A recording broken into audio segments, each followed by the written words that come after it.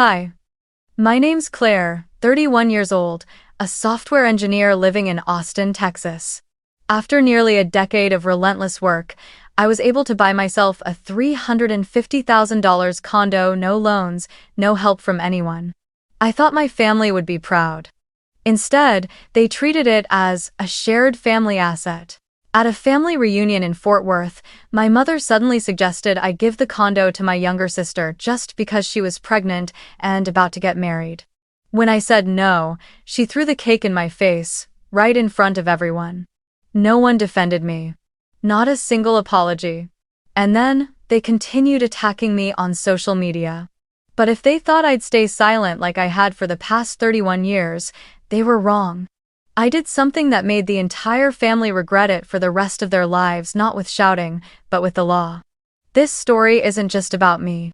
It might be about many of us, those who are constantly told to sacrifice for the family, while no one ever asks if we're okay. Where are you watching from? And if it were you in that situation, what would you do? Let me know in the comments after hearing the full story. I was born in Fort Worth, in a multi-generational Vietnamese household. I was the eldest child, the test run, the one who carried all the expectations but was never forgiven for falling short. My father was strict, firmly believing that men should be the pillars of the home, yet he spoiled my youngest sister like a princess.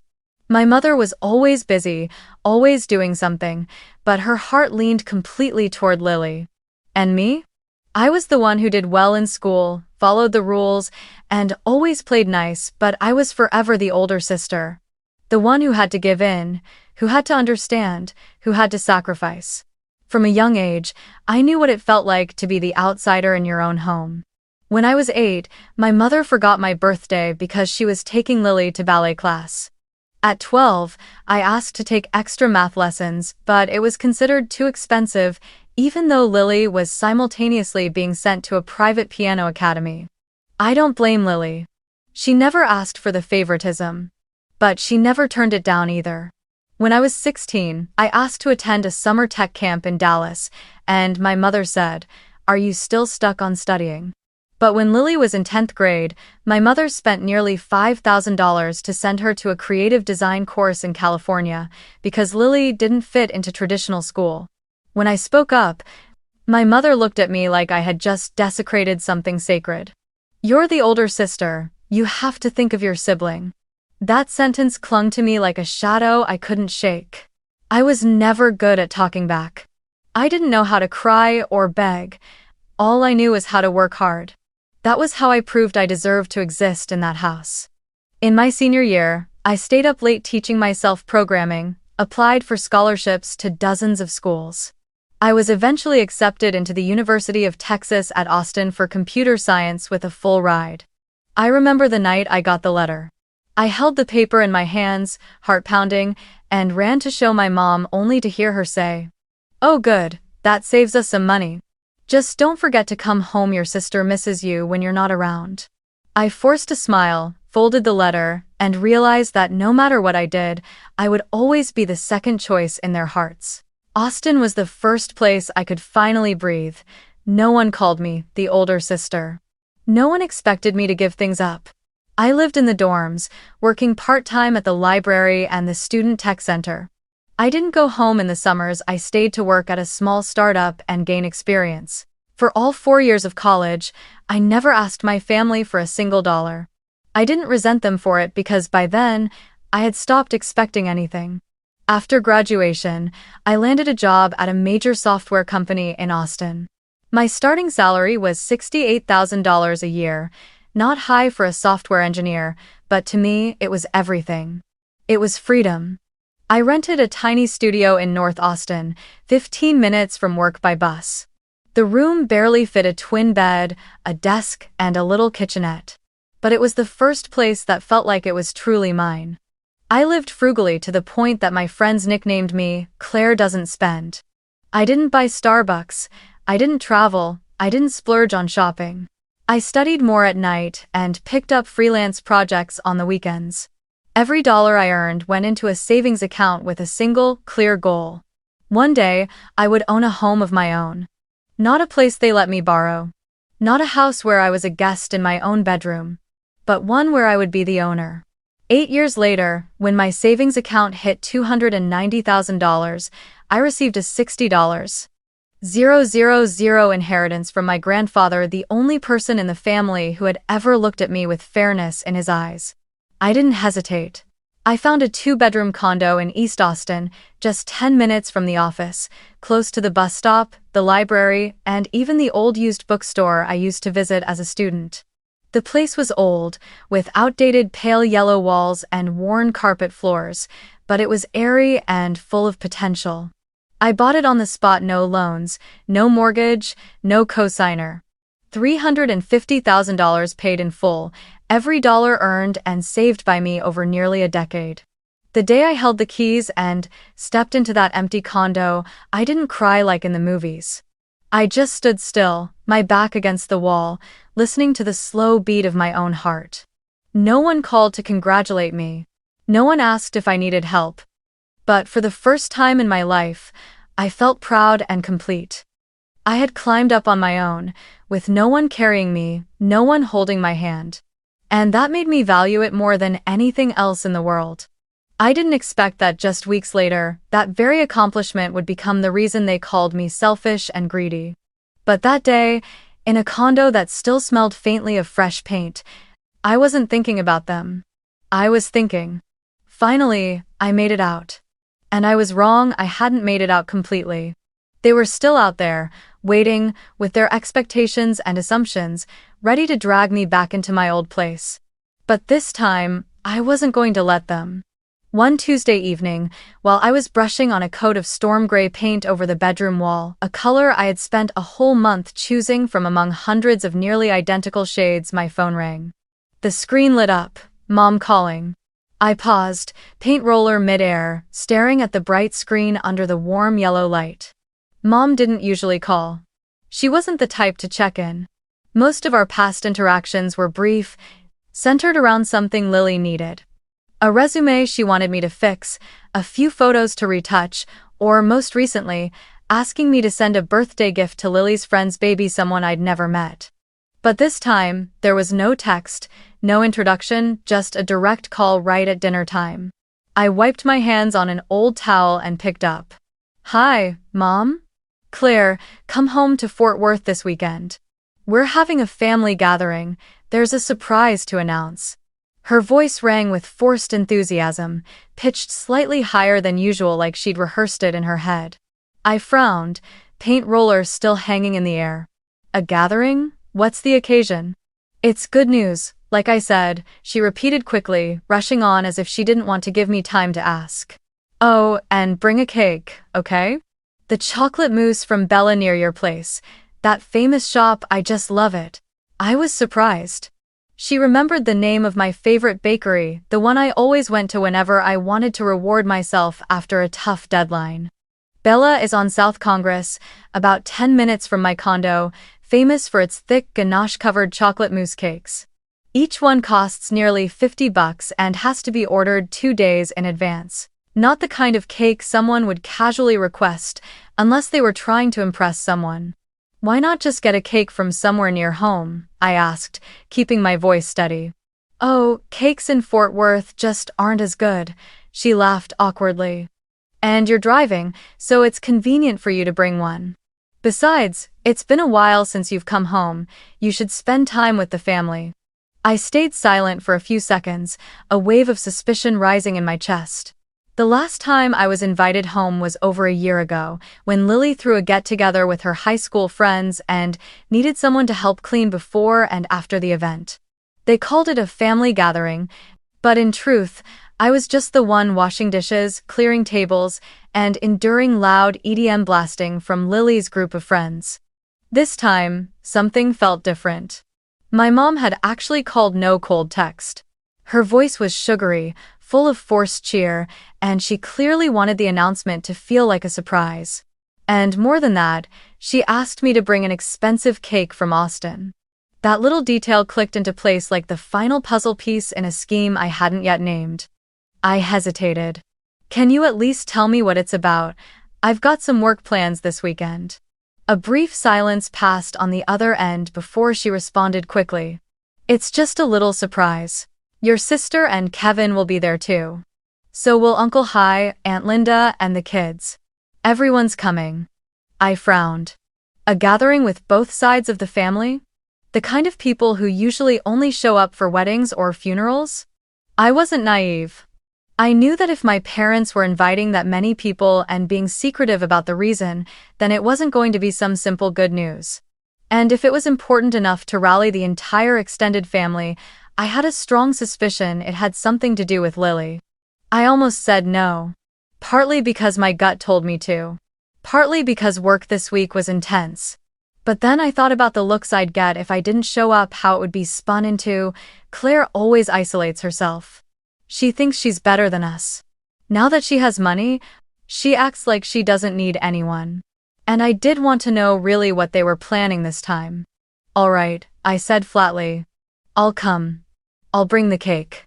I heard Mom exhale, almost too relieved to hide it. Perfect. Try to be here by 4 on Saturday. Bring the cake, and if you can, wear that navy blue dress I saw in the photo last time. It suits you so well. I hung up and looked at the unfinished wall. The paint roller lay on the floor beside me.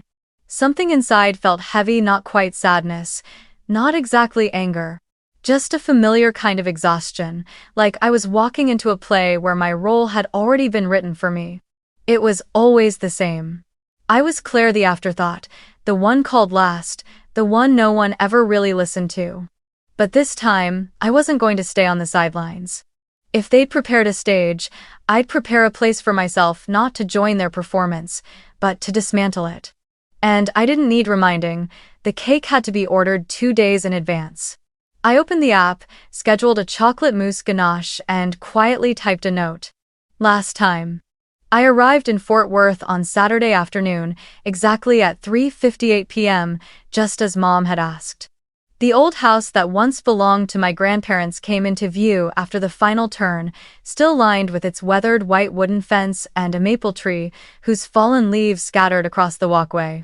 This used to be where I grew up, where I learned to ride a bike, where I buried myself in books to tune out my parents' arguments, where my grandfather told me fairy tales in a mix of Vietnamese and English. But ever since Grandma passed and the house was jointly left to Lily and me, I had rarely returned.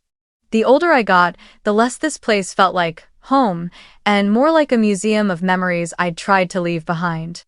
There were already more than 5 cars parked tightly along the driveway. I recognized Uncle Hi's car, Aunt Linda's, and the sleek black SUV belonging to Kevin, Lily's fiancé, who was practically part of the family.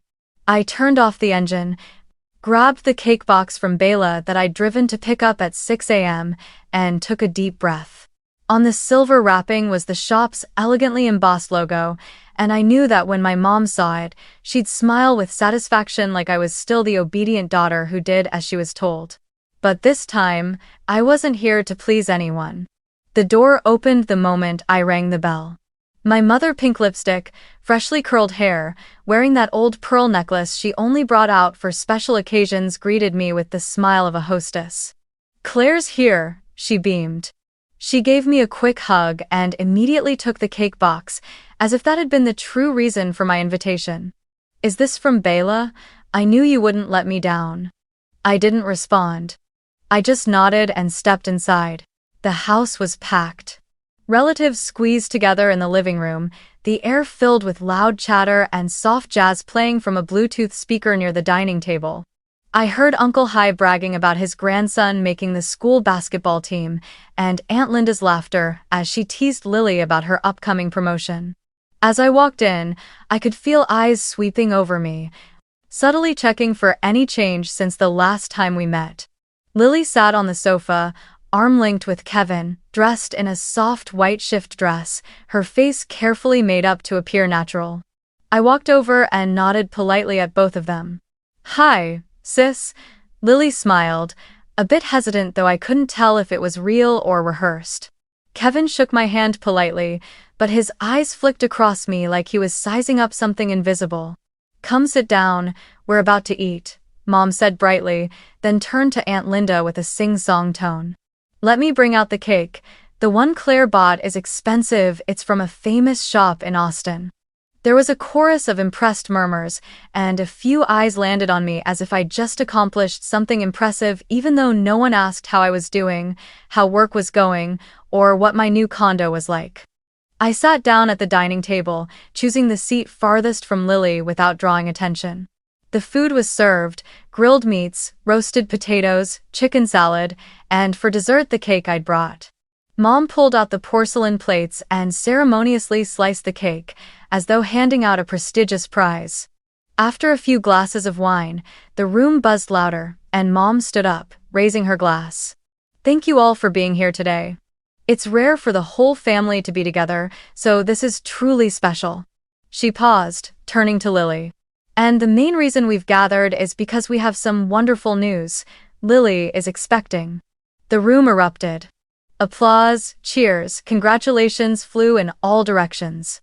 I smiled politely, a reflex more than a feeling.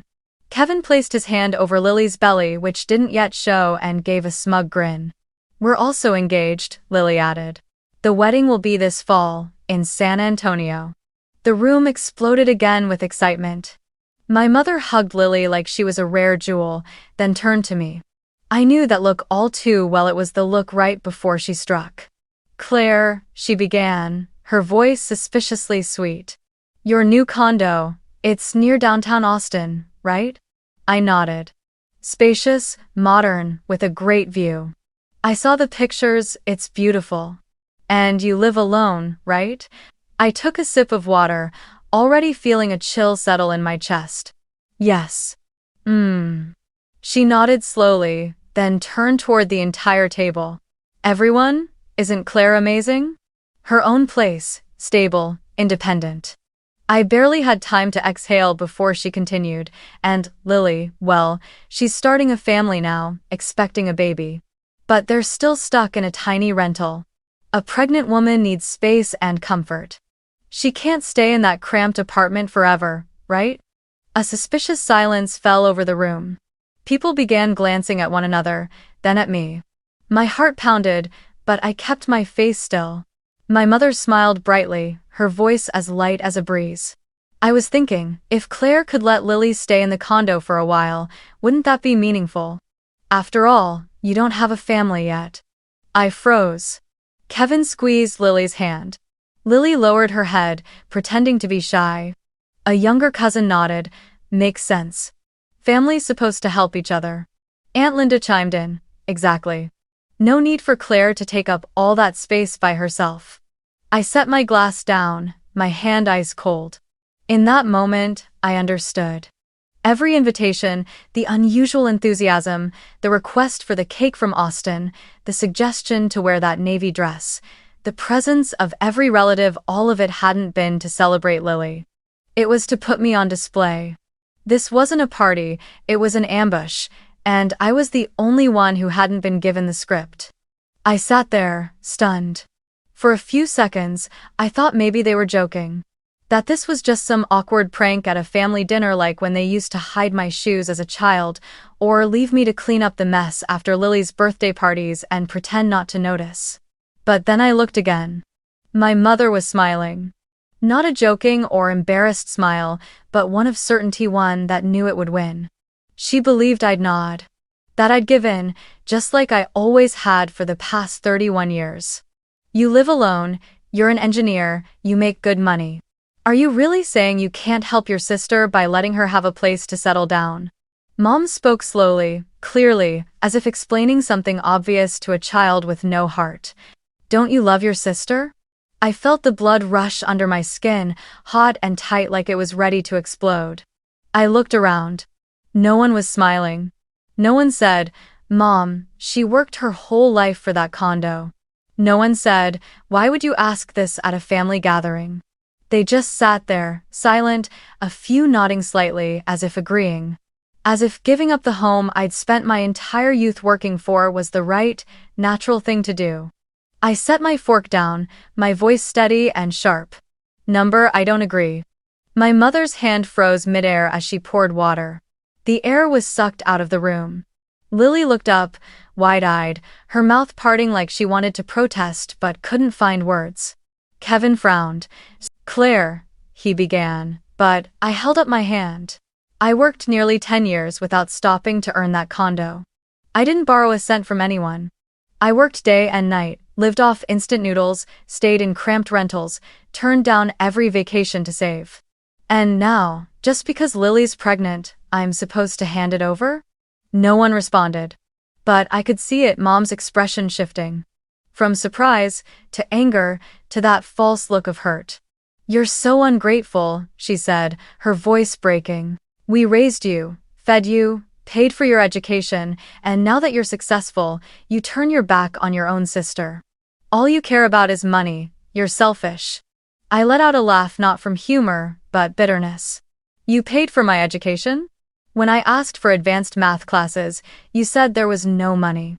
But Lily got private piano lessons at $122 a month? When I earned a full scholarship, your only response was, 'At least we won't have to pay?' I live alone because I've never had a space of my own in this family. I built my life from the ground up. And now, you want to take that away to hand it to her just because she knows how to cry better than I do?" "Enough," my mother screamed, her face flushed red. "You have no heart. Your sister is about to become a mother, and you're hoarding a huge condo all for yourself. Cold-hearted people like you, no one will ever love you, not now, not when you're old and alone." That sentence hit like a slap, not because I believed it, but because it was so familiar. Too close to what I used to fear in my early years of independence, that I would always be seen as the outsider unless I surrendered. But this time, I didn't back down. "I'm not a sacrifice for Lily's choices," I said, each word striking the floor like nails being hammered in.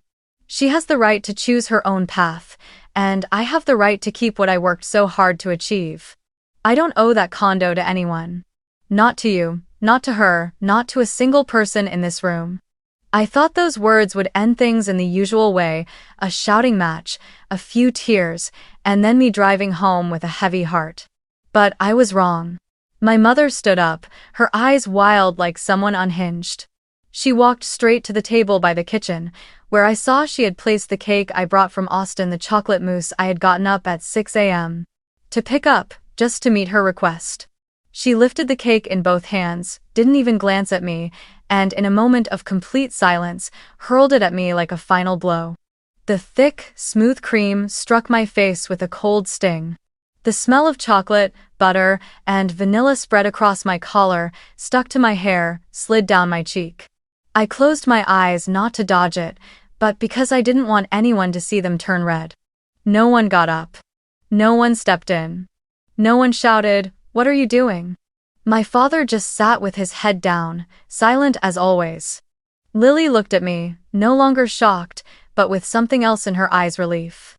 Kevin placed a hand on her shoulder, giving it a gentle squeeze, like praise. The whole room froze in a suffocating cloud of sweetness and dead silence. I slowly wiped my face. The cream clung to my hands, soft and slick, like the last shred of respect being smeared away. I didn't cry, I didn't scream. I simply stood, took a napkin to wipe my hands, picked up my purse, and walked toward the door. As I opened it, Mom screamed from behind, "Ungrateful brat, we should have cut you off a long time ago." I turned around, really looked at her for the first time. Not as a daughter still longing for love, but as a person looking at another person. "You don't get to cut me off, because you've never actually faced me." And then I walked out, cake still dripping from my collar onto the old carpet. But I didn't care. Because I knew. This time, I wasn't coming back. I drove the entire way from Fort Worth back to Austin in a kind of numb daze, like my soul had left my body, leaving behind only a shell that knew how to steer and press the gas pedal on instinct. My hair was still matted with dried frosting, now stiff and sticky. The cloying smell of chocolate clung to my collar, sometimes mixing with the faint scent of plastic from the hot steering wheel under the afternoon sun. I didn't stop. No rest areas, no water breaks, no music. 3.5 hours passed in complete silence, just the sound of tires grinding against asphalt, the wind hissing through the window crack, and a small but clear voice in my head whispering, "They didn't just humiliate you, they never saw you as family." I arrived back in Austin just as night fell. My apartment complex was quiet, the windows glowing with soft golden light so different from the chaos and noise of the old house I'd just left behind. I parked, turned off the engine, but didn't get out right away. I sat there in the dark, both hands resting on the steering wheel, my head leaned back against the seat, eyes staring blankly ahead. Every small movement made dried bits of frosting fall from my hair and shoulders, like the final remnants of the humiliation I had just endured. I didn't feel angry, I didn't feel sad, I just felt tired. So tired I could barely breathe. I asked myself, why did I drive 3 hours just to have a cake thrown in my face? Was it hope? Was it the belief that somehow, family might change? After a while, I quietly stepped out of the car and made my way to my third-floor apartment. The place was dark, but the scent of new paint and plaster still lingered, the smell of effort, the smell of freedom. I sat down on the living room floor, my back against the wall, still not turning on the light. And in that darkness, with only the pale glow of my phone screen, I opened Facebook out of sheer muscle memory.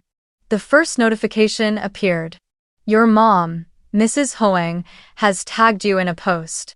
I tapped on it gently, and the post opened, plain as day, without a trace of subtlety.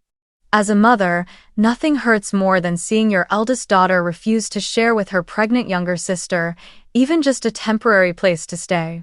She lives alone, has everything, yet turns her back on the one who needs her most. I don't know what has made her so cold, I only know that I have failed. Below the post were dozens of comments. Relatives, my mom's old friends, people from her church group, even names I didn't recognize, all chimed in with disappointment. She's living the good life now and forgot where she came from. Family is about love, not fighting over square footage. End all. Lily is pregnant, this is when she needs support the most. How could Claire be so heartless? Not a single comment mentioned the cake thrown in my face. Not one acknowledged that the condo was something I had worked nearly a decade to afford. No one stopped to ask, what happened before Claire said no? I read every word, each sentence cutting into the last sliver of self-worth I thought I'd preserved. My mother hadn't just humiliated me at the gathering, she turned me into a spectacle on social media, cast me as the selfish daughter so that people would pity Lily and lift her up as the heartbroken, yet noble, mother. I never imagined she would treat me like an enemy, but that post left no doubt. I set the phone down on the floor. My eyes remained open, but I saw nothing. My mind was blank, but my chest felt crushed, like something was sitting on it. Silence wrapped around the room like stone. And in that moment, surrounded by the cold blue light of the screen and the walls I had built with my own hands, I knew I had reached the end of my tolerance. I used to think that if I stayed quiet and lived well, they would eventually see me differently. I used to believe that success would earn their respect, but it hadn't. They didn't need me to succeed. They only needed me to obey. They didn't want my love. They wanted my property. And if that was the only reason they remembered my name, then it was time to sever the tie. I stood up and walked into the bathroom, facing myself in the mirror, hair tangled, collar stained with chocolate, eyes sunken with exhaustion. I peeled the dried frosting from my hair, piece by piece, slowly, gently, without rushing. As if I weren't just cleaning off the mess, but shedding a part of my past I was finally ready to leave behind. I didn't know what tomorrow would bring, but I knew one thing for certain: I wouldn't stay silent for another second. And this time, I wouldn't just wipe my face clean. I would wipe clean the way they thought about me, with action, with legal clarity, with finality, and with the self-respect I should have protected long ago. I didn't sleep that night. After washing my hair 3 times and still catching faint hints of chocolate around my pajama collar, I sat in the kitchen, clutching a mug of cold tea, staring at an old note tucked inside a journal. Grandfather's will, photocopy, not yet recertified. I pulled it out, opened the folded pages, and stared at the lines I had read over and over through the years but never thought I'd actually use. My grandfather left behind only one piece of property when he passed, the house in Fort Worth. And in the will, every word was written clearly. I divide the ownership of this house equally between my two granddaughters, Claire Hong and Lily Hong, 50% each.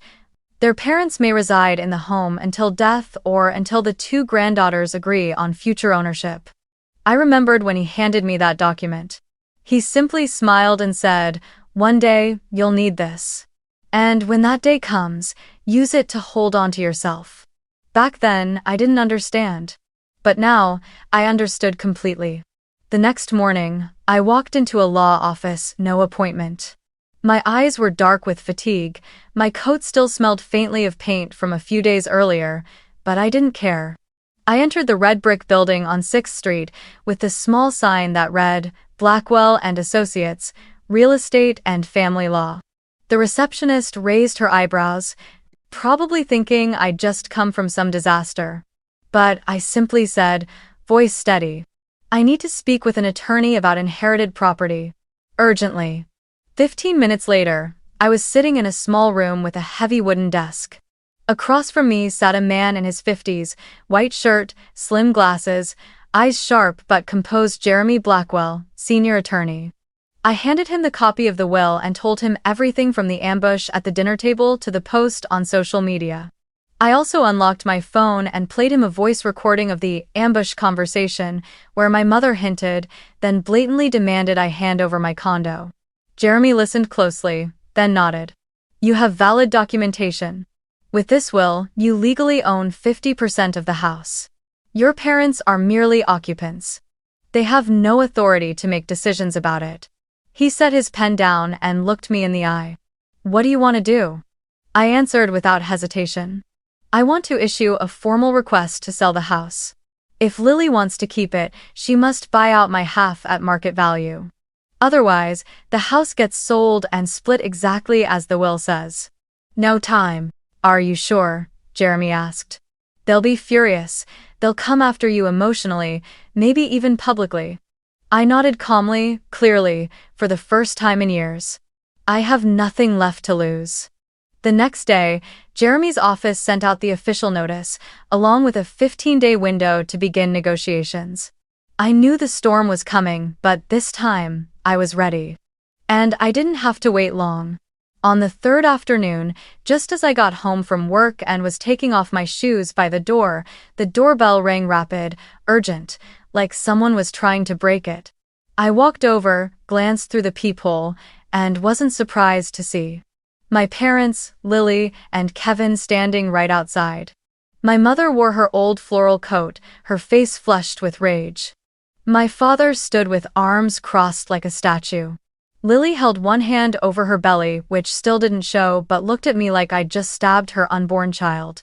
"Claire!" My mother screamed the first time I'd ever heard my name shouted like an accusation. "Open the door." "What are you doing? Sending a letter to sell the house? Are you out of your mind?" I didn't open it. I stood behind the door, my hands trembling, but my mind clear enough to open my recording app and hit the red button. "You really want to throw your entire family out over some stupid condo?" my father growled. "You honestly want to see your own parents dragging suitcases, looking for a place to stay?" Kevin jumped in, his voice sharp with contempt. "Do you even have a heart? Your sister is pregnant, and you're lawyering up to break this family apart." I stayed silent. Every word they said, I recorded. No one mentioned the cake, no one offered an apology. They weren't here to make peace. They came to scare me, to guilt-trip me, to force me into submission just like every time before. "Ingrate," my mother shrieked, her voice cracking like she was the one wronged. "We should have never given birth to you. A daughter like you is a disgrace to this family." I stood still, took a deep breath, and calmly replied through the door. "I've recorded everything. Please leave. From now on, all communication will go through my attorney." There was a pause. Then came the sound of angry footsteps retreating, followed by the elevator door closing with a final metallic click. I waited one more minute, then stopped the recording. That night, I sent the audio file to Jeremy. The next morning, he called me back. "They're only hurting themselves," he said. "This recording can be used to demonstrate harassment and intimidation. If necessary, I'll file for a restraining order." Woo. I sat by the window, morning light streaming softly through the sheer curtains, brushing my cheek like a whisper. For the first time in my life, I felt like I was in control of something. Not because I was stronger, but because I wasn't afraid anymore. They could yell, slander, try to shame me in front of the world. But they no longer had power over me through guilt, through family obligations, or through the label of eldest daughter. All in. For the first time, I knew for sure I wasn't backing down, and this time, I was going all the way. The mediation was scheduled for Monday morning, 9 a.m., at the office of Attorney Jeremy Blackwell, on the 6th floor of a glass tower in downtown Austin. I arrived 15 minutes early, dressed in a tailored navy pantsuit, hair neatly pinned up, wearing just enough makeup to cover the dark circles under my eyes. I wasn't there to look pretty. I was there to look prepared, professional, and unshakable. When Jeremy walked into the lobby, he gave me a nod, his eyes quietly approving. "You came prepared," he said. I smiled not for politeness, but because for the first time in my life, I felt it deep in my bones. I was no longer walking into this battle alone. The mediation took place in a closed conference room. On my side sat Jeremy and a legal assistant. On theirs, my father, my mother, Lily, and Kevin, along with an older female attorney, her silver hair tied low, face serious and unreadable. They entered without looking at me, as if I were just a shadow in the brightly lit room. My mother wore dark sunglasses, but I could tell her makeup had been carefully applied. Lily wore a pastel maternity dress, though her belly hadn't begun to show. Kevin, cold as ever, sat stiffly with a blazer over his shoulders like he was attending a real estate contract signing. The session began with their lawyer speaking first, her tone full of emotion. "My clients, Mr. and Mrs. Wong, have lived in this home for nearly 40 years. To be forced into selling it in their old age would be emotionally devastating. Furthermore, with their youngest daughter currently pregnant, the family is in a particularly vulnerable stage and needs stability. Miss Claire's unilateral actions have shown a grave lack of compassion and have caused serious distress for the entire family." I didn't react. I had predicted every word. Then it was Jeremy's turn. He opened his laptop and projected a clip from my doorbell camera, my mother screaming, my father pounding on the door, Kevin shouting threats. Next, he played an audio recording. My voice clearly asserting my legal 50% ownership, followed by my mother calling me ungrateful, and Lily sobbing that I was kicking the whole family onto the street. Finally, Jeremy displayed a screenshot of my mother's Facebook post, publicly painting me as someone without a heart. The room grew heavy. Their attorney requested a recess to confer with her clients. 15 minutes later, they returned. My mother's expression had changed, not anger, but collapse. Not remorse, but the recognition that the power dynamic had shifted. They had no moves left to play. Their lawyer spoke again. "My clients accept the proposal, the house will be sold, proceeds split evenly. On the condition that they are given 1 month to vacate." Jeremy nodded without glancing at me. We agreed to the timeline. It seemed the meeting was coming to an end until my mother suddenly spoke. She took off her sunglasses, eyes red and watery, her voice hoarse. "Claire, I know I was wrong. I'm sorry about the cake. I just lost control because I was worried about your sister. I didn't think you would take things this far." I looked up at her for the first time since the mediation began. But there was no anger left, no bitterness. Just a calm clarity forged through years of being dismissed. "No one asked what I needed for 31 years, I said. Voice steady, not dramatic, just quietly true. "I'm not angry that you favored her, I'm not asking for equal love. But I'm tired of always being the one to sacrifice, the one to stay silent to keep the peace. This is the first time I've stood up for myself, and I'm not backing down." She said nothing. Kevin squeezed Lily's shoulder. She bowed her head. I couldn't tell whether it was shame or just surrender. Jeremy shook hands with their side, then turned to me. I'll begin the process of listing the house. It should be finalized in about 2 months. I stood, gathered my documents, and prepared to leave the room. My mother called out after me. Claire, are you sure you don't want to talk things through? After all, we're still family. I stopped, turned slightly, my gaze softening but my voice unwavering. I'm not the one who walked away from this family. You pushed me out. With a cake. With a Facebook post. With your silence when I needed anyone to speak up for me. Then I turned back and walked out without looking over my shoulder. My footsteps echoed across the hardwood floor not as someone retreating, but as someone finally freed. No one called after me. Not one word. And I knew that would be the last time I ever stepped into a mediation of any kind, because from now on, I don't need reconciliation to live as myself. The house in Fort Worth was officially listed in the second week after the mediation. All the paperwork was processed smoothly faster than I expected. Maybe because Jeremy was well-versed in messy family asset cases like this. Or maybe because both sides simply wanted it to be over. With every signature, every stamp, I felt lighter, like unfastening the small metal links that had quietly bound me to a past I never chose. The house was photographed, posted on real estate platforms, and held open houses every Saturday. I didn't attend any of them. I didn't need to return to the place where a cake was weaponized against me. But I followed the listing updates through email, watched the view count grow, read through each offer, and felt something strange rise within me. It wasn't satisfaction, it wasn't sadness either. It was more like witnessing a chapter quietly close. No pain, no nostalgia, just peace. 1 month later, the house officially had new owners. A young couple from Dallas, moving in with their 3-year-old daughter, wanting to live closer to her grandparents. They negotiated quickly, offered close to asking, and paid on time. After legal fees, agent commission, and taxes, my share came out to just over $181,000 wired directly into my bank account. I didn't spend it right away. No shopping sprees, no celebratory dinners. I did what I've always done best. I planned. I met with an independent financial advisor, someone with no ties to my family or their banks. Her name was Melissa, the same age as me, formerly with an investment firm before opening her own practice. We sat down over coffee and went through my 5, 10, and 20-year financial goals. In the end, I chose a portfolio with a mix of dividend stocks, municipal bonds, and a portion in small-scale commercial real estate through REITs. Nothing too risky, but not idle either.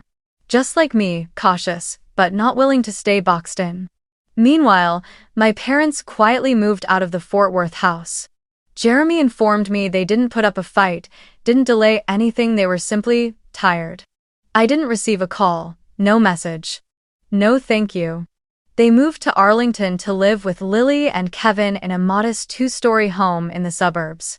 I heard they had to take out a loan to cover the remaining cost after using Lily's portion as a down payment. The house was smaller, farther from the city, on a bus line with fewer stops. And a part of me felt something, not regret for what happened, not guilt, but a quiet sadness. Not because they lost the house, but because they never understood why I had to do what I did.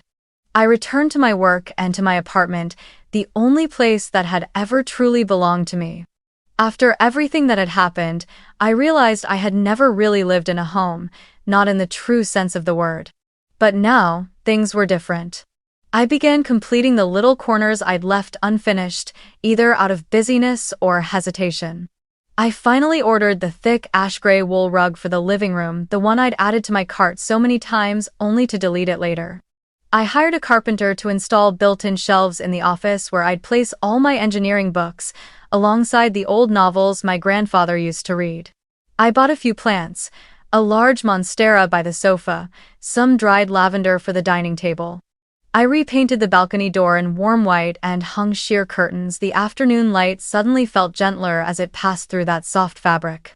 My bedroom finally had a real wooden bed, not just a mattress on a metal frame like when I first graduated.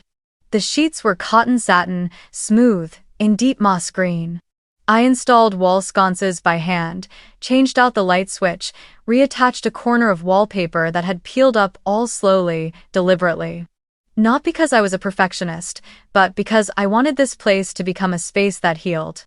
I wanted to come home each evening, after a long day, and feel not like I had something to prove but like I was safe. One afternoon, after finishing the new wood flooring in the dining area, I stood in the middle of the apartment, my hands still dusty with sawdust, and realized I had turned this place into a home. Not just with materials, but with resolve. Every tile, every screw, every light bulb was a statement that I had the right to exist exactly as I am, in a space that is mine, not for anyone else. No one has the right to ask me to give up pieces of my life to make room for theirs. No one gets to call it sacrifice for family when they've never sacrificed a thing for me. The apartment is still small, not a mansion, not a penthouse. But it's quiet, clean, filled with light. And more than anything, it's the first thing I've ever owned that wasn't meant to please anyone, wasn't meant to prove anything to my family, wasn't traded for recognition. It's home in the truest and freest sense of the word. That evening, the Austin sky melted into a soft wash of peach and rose. I sat on the balcony of my apartment, feet resting on the edge of the chair, hands cupped around a still warm mug of herbal tea, eyes watching the final rays of sunlight slip over rooftops and catch on the glass windows of the buildings across from me. Everything was quiet. Only the occasional bird call echoed faintly in the distance, the breeze stirred the roadside trees, and my own breathing filled the silence slow, steady, peaceful. My phone lit up on the table. A message appeared from a friend I hadn't seen in years, someone who still lingered on the edge between me and the world I used to belong to. It read, "Lily just had a baby boy. Both mom and baby are healthy." I stared at the screen for a long moment. No clear feeling surfaced. Not joy, not anger, not resentment. Just a sense of unfamiliarity, like hearing about an old acquaintance who had long since drifted from my orbit. There were no congratulations, no tears. Just one quiet thought. So they've begun a new circle. I turned the phone over, face down on the table, then reached for the drawer beside the balcony. Inside was an old picture frame, a photo of me at 8 years old, sitting in Grandpa's lap, both of us laughing. My eyes in that photo held a kind of belief I only now understood. It was the last moment in my life I had felt truly loved without condition. I gently removed the photo from the frame, and with my fingertip, I softly touched his face. "Thank you," I whispered, my voice as soft as a breeze. "Thank you for believing I was worthy." He was the only one in the family who never compared me to Lily. Never told me to quiet down or step aside. He was the one who left me half the house, not for its financial value, but because he knew, one day, I would need to stand up for myself. And he was right. I stayed a little longer, letting the last light of the sunset touch my cheek warm, but never burning. Then I stood up, stepped inside, and closed the balcony door behind me. In the small kitchen, the soup I had made that morning was still warm inside a gray ceramic pot. I turned on the light, reached for a white porcelain bowl, ladled the soup in, and set it on the table. There was no one to eat with me. No conversation, no laughter echoing through the room. But I didn't feel alone. Because for the first time in my life, I felt whole without needing anyone's approval, without playing a role in someone else's story. Without having to be the good one, just to exist in a family that never really saw me. I don't know if my mother will ever feel regret.